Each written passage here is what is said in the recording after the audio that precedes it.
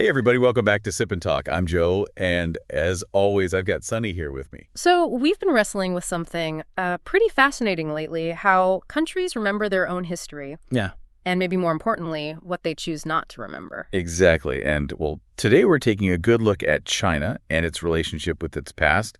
We've pulled apart quite a few sources, really tried to get into the skin of this. Right. So think of this as your shortcut to getting clued in on a seriously interesting and sometimes surprising topic. Our mission today, figure out why some parts of China's long history are shouted from the rooftops, while others are whispered or, even completely forgotten. Let's dive in. Okay. So one story you definitely hear loud and clear is the century of humiliation. It's like a constant theme. Oh, it is. Absolutely. This period, roughly from, say, the first Opium War in 1840 to 1949, Right. is a cornerstone of how the CCP presents history. The key thing here is that this narrative really emphasizes foreign aggression, mostly Western powers and Japan colonization, and those unequal treaties that, strip China of its power. Right. Our sources are packed with examples. The Opium War, obviously, and the Treaty of Nanjing. A key takeaway here is that these early treaties weren't just about trade. They fundamentally eroded China's sovereignty. That's a point the CCP consistently makes to highlight past weakness. Yeah, exactly. Then you've got the Sino-Japanese War, the Treaty of Shimonoseki, and of course the Nanjing Massacre, which is brought up time and again, such a powerful symbol of national suffering. And the purpose of this narrative, well, it's pretty clear. It's about building a strong sense of national identity and, crucially, legitimizing the CCP as the force that finally ended this humiliating chapter. Right. The ones leading China to a glorious revival now. That's the message. It's a compelling story, for sure. But as we dug deeper, we started to wonder, well, if this century of humiliation narrative is so central, why are there other really significant historical events that don't get nearly the same airtime? That brings up a really important question. What about the treaties China signed with Russia, specifically the Treaty of Agun in 1858 and the Treaty of Peking in 1860? These also fall squarely within that century of humiliation timeframe. Now, I remember seeing those mentioned, but honestly, the sheer scale of the land involved, I hadn't really registered it. Remind us, what exactly did China lose there? Yeah, well, those treaties resulted in China ceding vast territories in what we now know as Outer Manchuria and northwest China. Significantly more land than was lost to Japan. How much are we talking? We're talking about roughly 1 million square kilometers in the northeast and another 440,000 in the northwest. It was a massive loss of territory. Wow. That's a staggering amount of land. So why isn't this a major part of the century of humiliation story? It sounds pretty humiliating to me. Right. Well, there are a few key reasons for this selective omission. Geopolitics is a big one. Okay. Since the Cold War, China and Russia. Well, they've forged this strategic partnership, especially in response to pressure from the West. Right, so it's a case of not wanting to upset a current ally, especially now. Precisely. Publicly focusing on past Russian aggression could really complicate those current diplomatic ties. It's just awkward. Makes sense. What other factors are at play? Ideology is another important piece of the puzzle. You have to remember, the Soviet Union was the initial ideological blueprint for the CCP's founding. Ah, right. Russia, as its successor, still carries some of that historical weight. So emphasizing past grievances with Russia could undermine this narrative of socialist solidarity, even if it's largely historical now. So there's some ideological baggage there that they'd rather not unpack too much. What about domestic considerations? Anything internal? Absolutely. Highlighting these huge territorial losses to Russia could potentially stir up sensitive issues in regions like northeast China or Xinjiang. These areas have their own complex histories, diverse populations. It's really about maintaining internal stability and avoiding any potential points of conflict. Right. Easier to just not talk about it too much. Okay, so we're starting to see a pattern emerge. Certain historical humiliations are highlighted for specific political reasons, while others are kind of swept under the rug. Exactly. That makes me wonder, what exactly counts as a foreign enemy in these Chinese historical narratives? It doesn't seem like a fixed definition at all. That's a very insightful point. Yeah, the definition of foreign enemy, it does seem to shift depending on the political needs of the moment. And this helps explain why earlier periods of foreign influence or invasion aren't emphasized in the same way as the century of humiliation. Okay, so let's take the Mongol conquest, the Yuan dynasty. I mean, that was a huge deal historically, right? They didn't exactly integrate peacefully. No, not at all. But what's interesting here is why that period isn't framed as a Sijuan, a humiliation in the same way. There are a few main reasons. Okay. Firstly, the official narrative emphasizes Sijuan. This is a crucial concept. It's the idea of a unified, integrated Greater China. Right, the Great Unity idea. Exactly. And the Yun dynasty, despite being founded by Mongols, is now presented as part of this continuous story of a unified China, even though they were conquerors. So they're basically incorporating them into the national story now, rather than highlighting them as foreign conquerors. That's the narrative, yes. Secondly, the sheer distance in time makes a difference. It's just much harder to generate strong nationalist feelings about events that happened, centuries ago compared to the more recent century of humiliation. Less immediate, less raw. Right. And thirdly, there's political sensitivity surrounding the Inner Mongolia Autonomous Region today, emphasizing the Mongol conquest as a humiliation, could have negative consequences there, stir things up. Right. Got to be mindful of those internal dynamics. Okay, what about the Manchu invasion then? And the Qing dynasty? They weren't ethnically Han Chinese either, were they? Correct, they weren't. But the Qing dynasty is now firmly established as a legitimate Chinese dynasty in the official historical narrative. So same logic applies. Pretty much. Again, the focus is often on the territorial expansion under the Qing, particularly in places like Xinjiang and Tibet, which fits nicely with that Persian idea. Ah, so they added territory associated with modern China. Exactly. Plus, over time, the Manchu were largely assimilated into the broader Chinese identity. And, the decline of the Qing in the lead-up to the century of humiliation conveniently sets the stage for the CCP's narrative of national rejuvenation.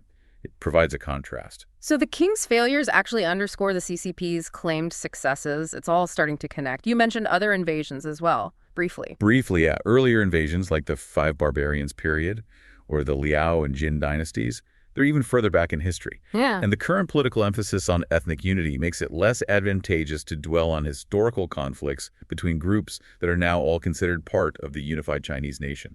Okay, this selective inheritance is pretty striking when you look at specific examples. It almost gets, a bit absurd, doesn't it? It can seem that way. Like, if the CCP truly inherited all of Chinese history, some things would directly contradict their current messages.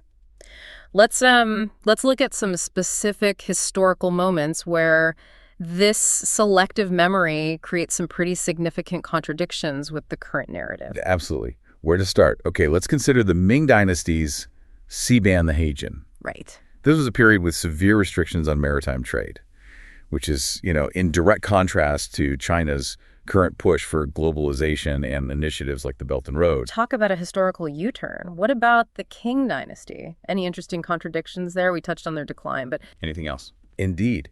The Qing dynasty, in its efforts to suppress the massive Taiping rebellion, actually cooperated with Western powers. You had the imperial government inviting foreign forces, the British, the French, to help put down an internal revolt. Whoa, that's a bit awkward when you're also heavily emphasizing the evils of foreign intervention later on. You're not wrong. It's like asking your rival for help and then bad-mouthing them for helping later. Right. What other head-scratchers do we have? The 1945 Sino-Soviet Treaty and the independence of Outer Mongolia is another fascinating point. Okay, what happened there? Well, the CCP, after coming to power, essentially accepted this significant territorial loss. Outer Mongolia became independent under Soviet pressure on the previous nationalist government. The CCP just sort of went along with it. So they accepted a treaty that carved off a huge chunk of historically claimed Chinese territory. Doesn't exactly scream national sovereignty above all else, does it? It certainly raises eyebrows. Mm-hmm. Shifting gears slightly, think about the CCP's current stance on unwavering national unity. Yeah, very strong stance. Well, it creates an interesting tension with the early CCP's advocacy for national self-determination. How so? In the 1920s and 30s, influenced by Leninism, the CCP actually supported the idea of self-determination for various ethnic groups, including Tibetans, Manchus, and Mongolians. They even suggested the possibility of independent states back then. Wait, what? Yeah. The early CCP was okay with these regions potentially going their own way. That's quite a different tune than what we hear today. Wow. It is a significant contrast, yes. Another fascinating contradiction pops up when we look at the 1969 Sino-Soviet border conflict over Zhenbo Island, or Damansky Island to the Russians. Ah, the border clashes. Right. Here, the former Elgu brother, an ideological ally, the Soviet Union, suddenly became a major enemy. It even led to serious armed clashes. Shows how quickly those narratives can flip. Exactly. Highlights how fast political alliances and narratives of friendship can change when interests diverge. And finally, one more thing. It really makes you think about the fact that so many early CCP leaders received training in the Soviet Union during the 1920s to 1940s. It kind of suggests that the CCP's origins are at least partly linked to external influence, which doesn't quite fit the narrative of a purely independent homegrown movement rising up solely against foreign oppression. Precisely. These examples really underscore how a selective approach to history isn't just about omissions. It can lead to some pretty significant internal inconsistencies when you look closely. Okay, this all leads to a really big question, doesn't it? A kind of a paradox. We've established that the Mongol Empire, the Yuan dynasty, is considered part of Chinese history in the official narrative. Right, under the Tukon concept. So if that's the case, why doesn't the CCP fully embrace the entire history of the Mongol conquests, including, let's be honest, the often brutal massacres that accompanied them across Asia and Europe? Why not inherit that part? That's the core of the absurdity, really. The Mongol conquests of the 13th and 14th centuries were, well, some of the most devastating in history. Think about the destruction of major centers of civilization like Baghdad, the Khwarezmian Empire. Just wiped off the map. Yeah, and the invasions of Russia, Eastern Europe, the scale of violence and loss of life was immense. Our sources certainly don't shy away from the grim details. I remember reading about entire populations being put to the sword. It's horrifying stuff. And how did people in Europe at the time view the Mongols? It wasn't exactly a positive image, was it? Far from it. Europeans often referred to the Mongols as the scourge of God or riders from hell. They were seen as this unstoppable destructive force, bringing chaos and devastation wherever they went. The sheer scope of their conquests and their often brutal tactics left a lasting, very negative impression. So, given all that, the destruction, the European view, why the selective memory on this particular historical period when it comes to the CCP's narrative? Why not own the conquests if you own the dynasty? Well, there are several really powerful reasons. Firstly, and maybe most obviously, it directly clashes with that carefully constructed victim of aggression narrative that's so central to the century of humiliation. Right. You can't really have it both ways. Be the victim and the conqueror simultaneously. Exactly. It's hard to simultaneously portray China as a historical victim of foreign aggression while also celebrating a period where groups now considered part of Chinese history were the aggressors on a massive, world-altering scale. That makes perfect sense. What else prevents this from being a central part of the national story? The potential to incite internal ethnic tensions is huge, specifically with modern Mongolians within China. Ah, the Inner Mongolia connection again? Yes. Highlighting the violent conquests carried out by their ancestors could easily backfire and undermine the official narrative of ethnic harmony and unity. It's too risky domestically. Okay. It also complicates that whole Tay-Khani narrative we talked about. If the Mongol Empire's vast expansion, which brought areas like Tibet into the fold, was achieved through brutal conquest, well, it challenges the idea of a naturally unified, harmonious Greater China. It suggests unity through force, not just destiny. So it creates some pretty significant cracks in the whole foundational unified China concept they promote. And I can imagine it wouldn't go down too well internationally either. Absolutely not. Embracing the history of Mongol conquests and massacres would severely damage China's international image. How do you square that with the current emphasis on peaceful development, a community of common destiny, and a harmonious global order? You really can't. Yeah, the optics would be terrible. It really highlights a clear double standard, emphasizing victimhood during the century of humiliation, while conveniently overlooking instances where groups now claimed, as part of Chinese history, were the ones inflicting that same kind of victimhood, or worse, on others across continents. It's quite the historical tightrope walk. It is. So in conclusion, the CCP's historical narrative isn't just a straightforward recounting of the past. It's clearly a carefully curated selection, a construction. Yeah, a narrative. Designed to serve very specific present-day political goals.